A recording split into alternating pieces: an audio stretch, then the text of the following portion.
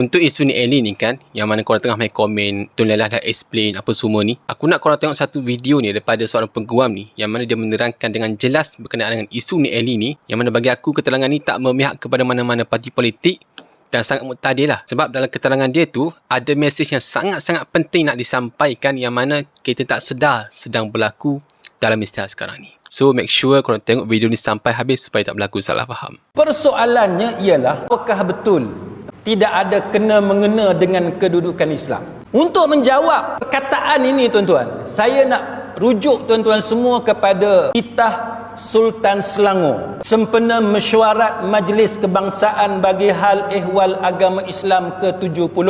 Dan kita tahu peranan Sultan Selangor sebagai pengerusi MKI, lantik oleh Majlis Raja-Raja Melayu.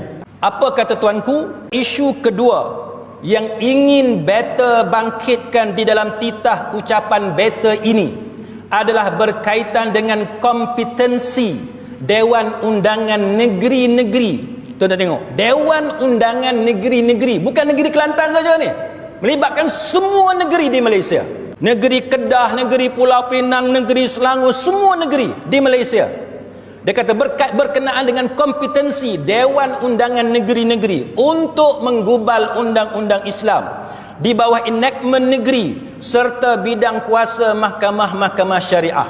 Tuanku kata kebelakangan ini terdapat banyak kes yang sedang dibicarakan di bawah bidang kuasa mahkamah syariah telah dicabar di Mahkamah Persekutuan. Tuan-tuan tengok perkataan yang tuanku guna, telah dicabar di Mahkamah Persekutuan, khususnya berkaitan dengan kompetensi Dewan Undangan Negeri di dalam membuat dan meluluskan undang-undang Islam ataupun undang-undang syariah serta bidang kuasa mahkamah syariah yang mendengarnya. Cabaran ni tuan-tuan, tuanku sebut dengan jelas, ini mencabar berkenaan dengan undang-undang Islam, berkenaan dengan bidang kuasa mahkamah syariah. Kemudian tuanku masuk kepada kes ni Ilin. Apa kata tuanku?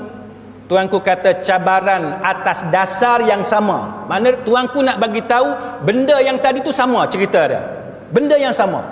Cabaran atas dasar yang sama difailkan di Mahkamah Persekutuan oleh Ni Ilin untuk membatalkan 20 kesalahan jenayah syariah. Apa yang tuanku kata?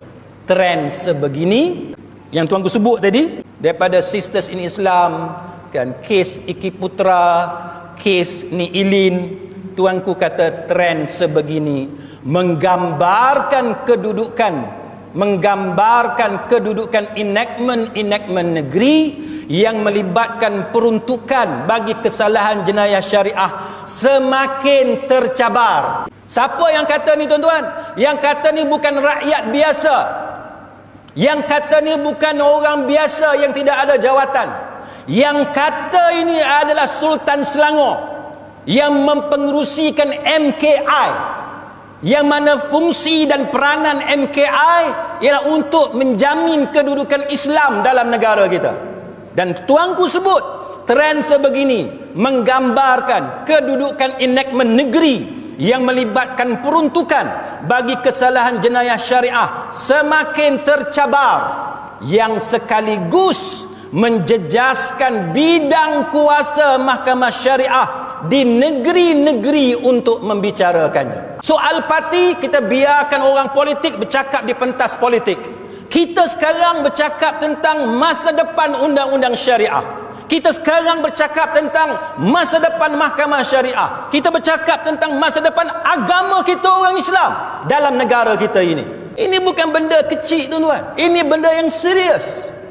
Sebab ini disebut dengan titah tuanku sebagai pengerusi MKI bahawa ia menjejaskan bidang kuasa mahkamah syariah. Siapa yang kata bahawa ini tidak menjejaskan bidang kuasa mahkamah syariah, maka perkataan dia bertentangan dengan titah tuanku. Benda yang dia kata itu berbeza dengan apa yang disebut dan dirumuskan oleh tuanku sebagai pengurusi MKI. Apakah ini memberi masalah kepada pihak berkuasa agama negeri selaku pihak berkuasa yang ada authority untuk mentadbir agama kita dalam negara kita?